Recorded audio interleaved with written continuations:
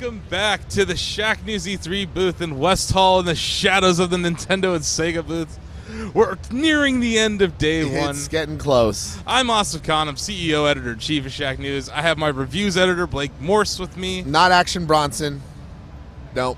Yeah, not to be confused with that. A lot of people are watching, like, how'd they get Action Bronson on this live stream? I'm not Action Bronson. But we have some special guests. Yeah. From Compulsion Games, recently acquired by Microsoft, by the way. Guillaume and Sam, here to talk to us about We Happy Few. Thank you guys for making the time. I know it's a really busy day. Thank you guys for stopping by the Shack News booth. We appreciate it. Pleasure. Nice. So, yeah, let's. Why don't we just start off? What is We Happy Few? Yeah, how would you describe this? If someone just landed from outer space and they weren't going to shacknews.com every day and didn't read my hands-on, how would you describe We Happy Few to our viewership?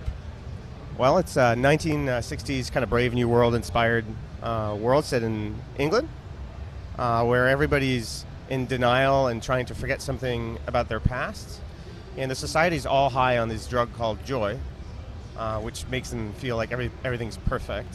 And we're telling the story of three different characters within that world who are not high on the drugs and are discovering things about their past and trying to accomplish things in the world. I think that's the brief description of it. Mm-hmm. Sounds about right. There you go.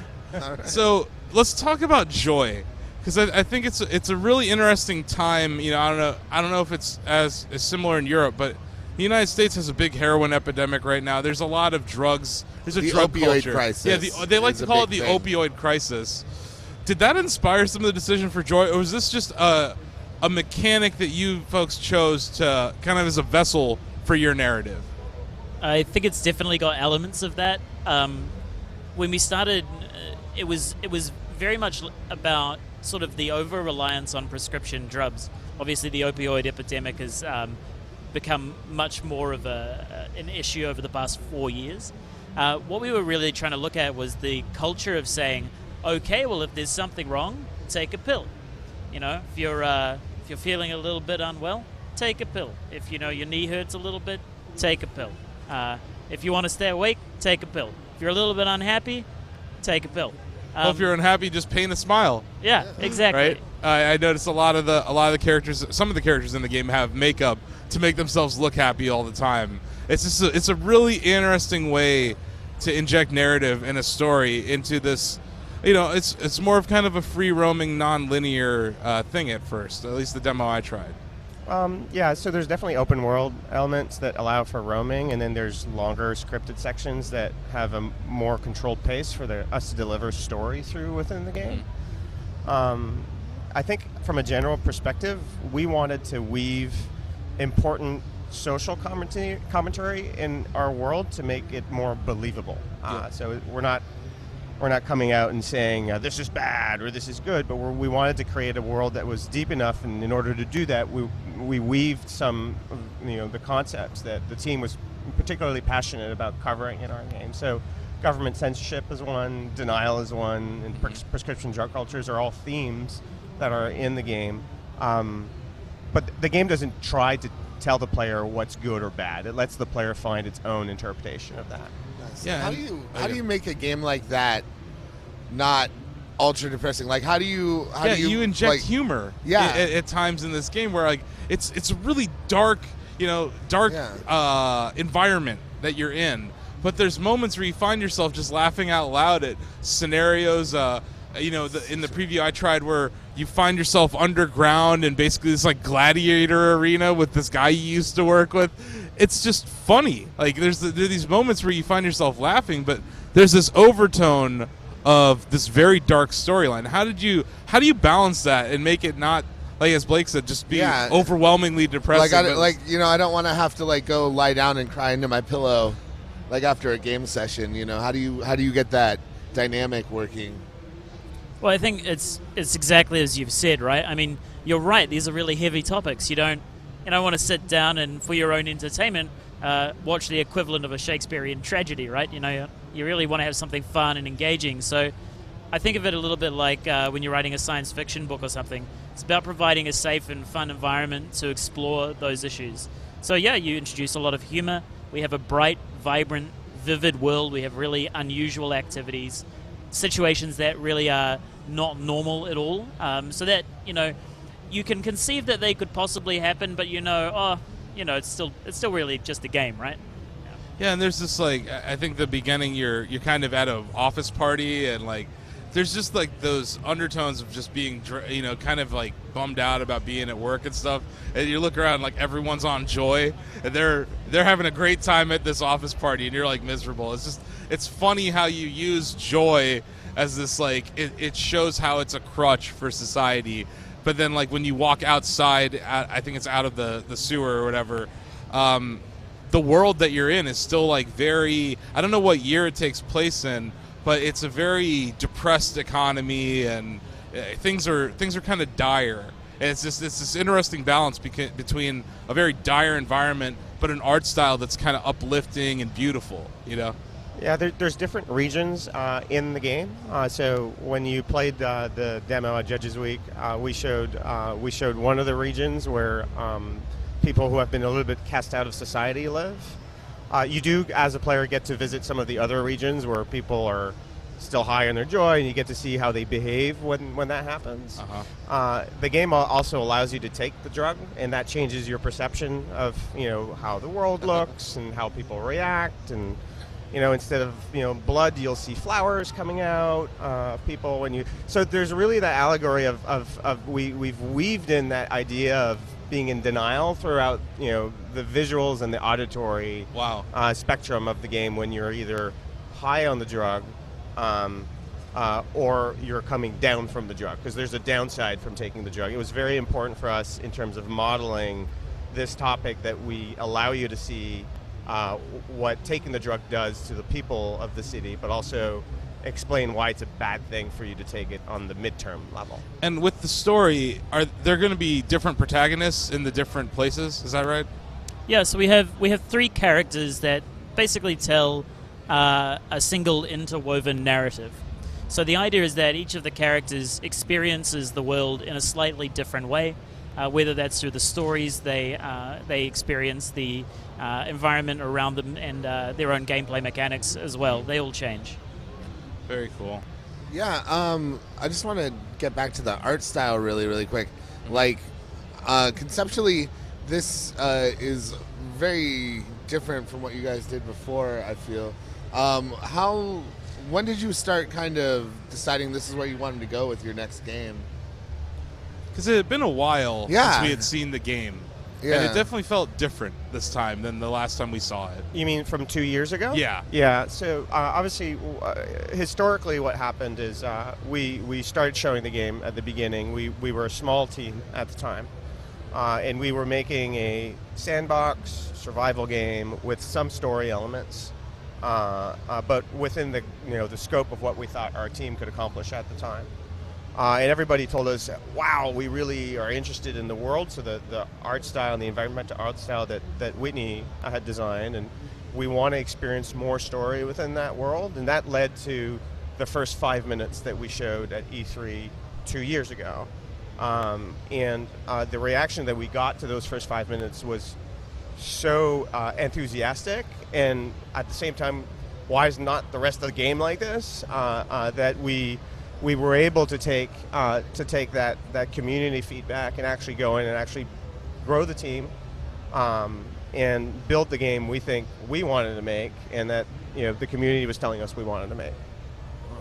Very cool. And Very cool. yeah, the balance in this game of traversal of the land and kind of minor puzzle solving, or problem solving, I should say, not really puzzles, and then also combat. What are some games that kind of informed both of those gameplay mechanics for you? What did you look to that you admire, or games that maybe you grew up playing that informed both the combat decisions and the puzzle kind of decisions that you created in this game? Well, there's a lot of different creative people on the team, and we all have different inspirations. I mean, Whitney has a lot of inspirations from movies and books. We look at specific types of games that we really enjoy and strive to get to that stage. The last studio I worked at was Arcane. We were big fans of Dishonored, and we briefly worked on briefly worked on a game for Valve while we were there, and there's really a lot of the elements of interweaving story within the world itself and the narrative of that world.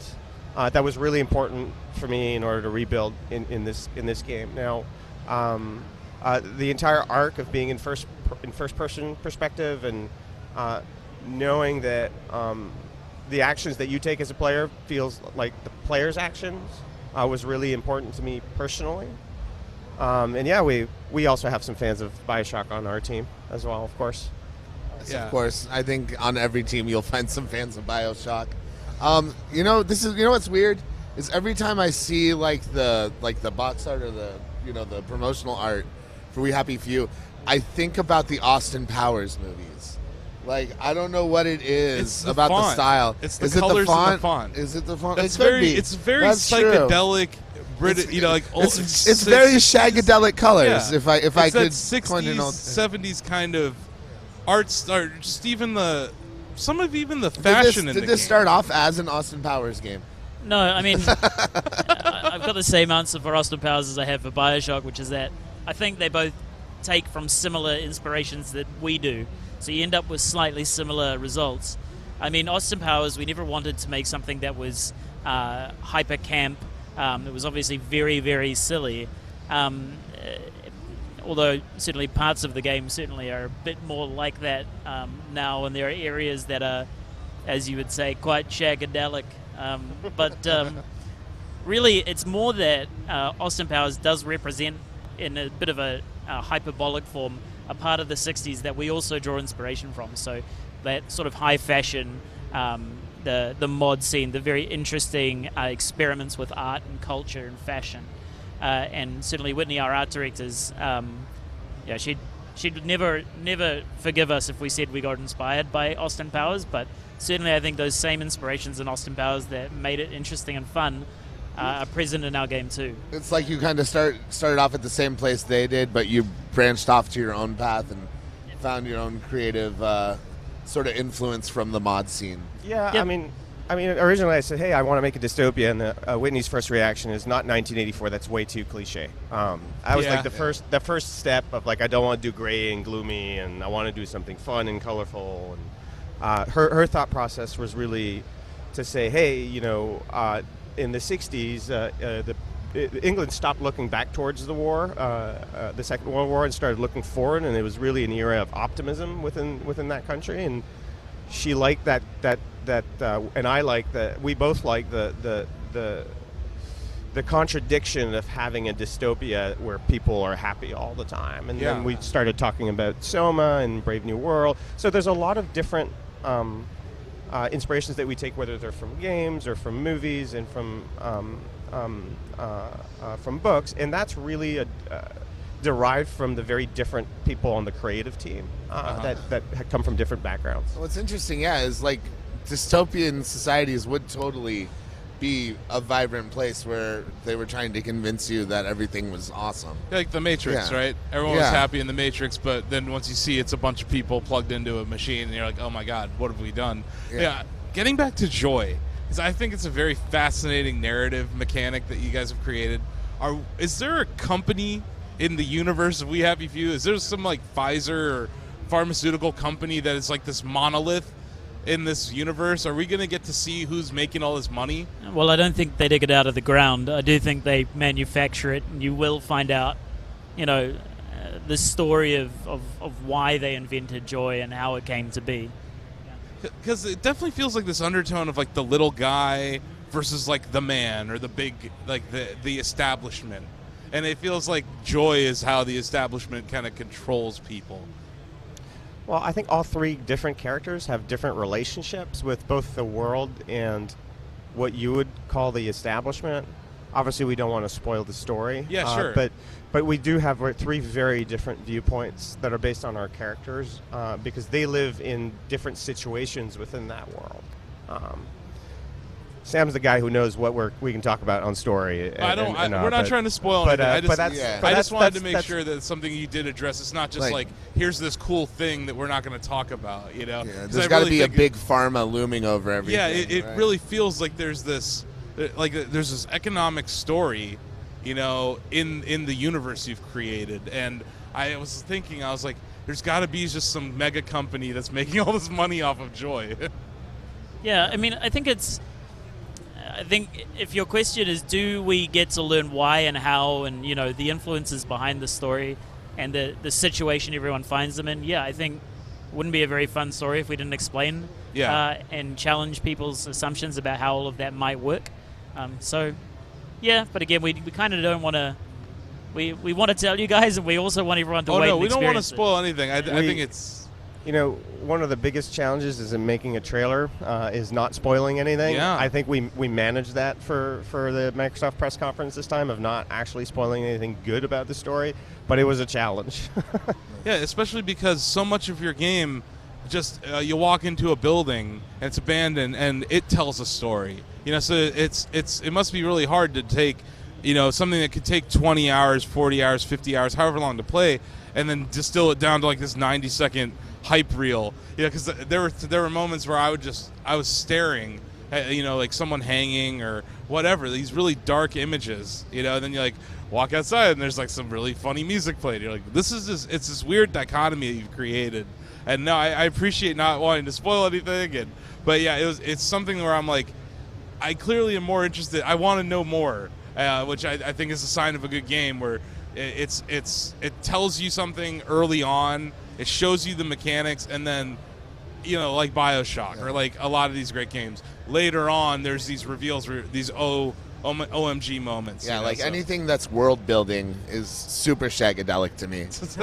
Yeah, I like when you can drive a narrative without having to use words, when people can just explore the environment and start understanding and building kind of the history for themselves. Like, I think that's always a great accomplishment, because that shows the amount of detail that you guys are thinking about when you're making it.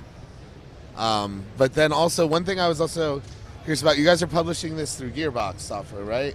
How did you guys end up collaborating on this, and like what got them interested in publishing it for you? Well, I mean, originally, you know, we looked at going out on the Microsoft press conference 2 years ago, and then, or I think right after the conference. Yeah. So we made another game called Contrast before, which got lots of magicians and circus stuff in it, which was very in line with Randy Pitchford's personal taste. So Magic Man. So he reached out. He reached out right after the conference 2 years ago, and then introduced us to Steve Gibson, who's the head of founder of Shack News. The head of Gearbox Publishing, and one of the founders of Shack News. And then we really had a good rapport with Steve when we met with them in Dallas, and they've turned out to be really good partners. They've been really helping the game and the game's publishing, but they haven't been at all in our way with regards to creative direction or any of that stuff. It's been super cooperative. Yeah, That's awesome. So we gotta wrap things up here, but let's. Do you have a release date or window that you can announce, or at least let everyone know who's watching?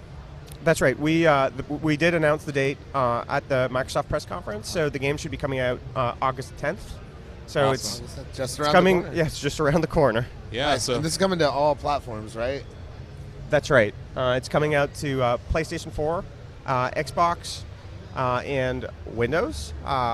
So both Steam and I think the Windows 10 store, the Windows 10 store as and, well. good not old games. Switch though. That's not something that we can talk about just yet. Okay. It's really something Gearbox is looking Sure. after right now. But yeah, Mac and Linux will follow as well. And Those Mac users out there are so happy You right just now. made Yeah. so many people. Yeah, cheer. it warms my heart whenever I hear a dev support the Mac gamers out there, because they're a beaten down bunch sometimes. But hey, we know you're really busy today. It's day one of E3. We really appreciate you guys stopping by. Congratulations on the acquisition. I can't wait to see this game when it releases. We look forward to reviewing it. But good luck in the future with your new relationship with Microsoft. It's very exciting for your whole team. Well, we're really excited too. All right, Awesome. excellent. Well, stay tuned, everybody. We have more developers stopping by to talk about their games live from the show floor here at E3. We have Day more one. happy few coming by. A couple happy few. A couple happy few coming by. All right. But It's going to be a shagadelic time. Every time you say that. Every time. I want to do the jazz hands from The Office. I don't know if you remember that episode. I was resisting until now.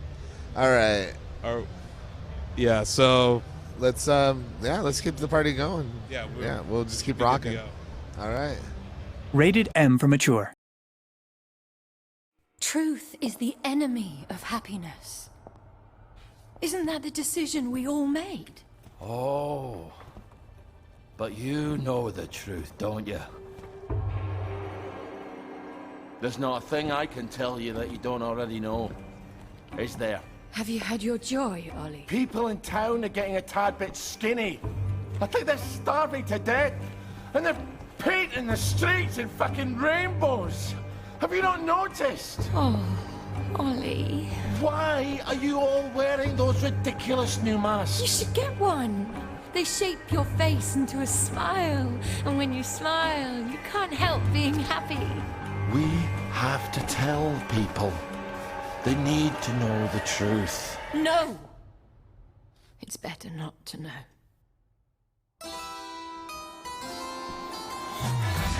Wakey, everyone. And it's another fabulous day in Wellington. Do what you should be doing, and you never have to worry. Sally? Arthur, we're practically the only two people in this entire city not stoned out of our minds on joy. It's not a lovely day for it. It's a fucking terrible day for it. If you force people to have the emotions you want, then you've turned them into robots made out of meat. Where is it? Where's the blackberry? You've gone too far this time.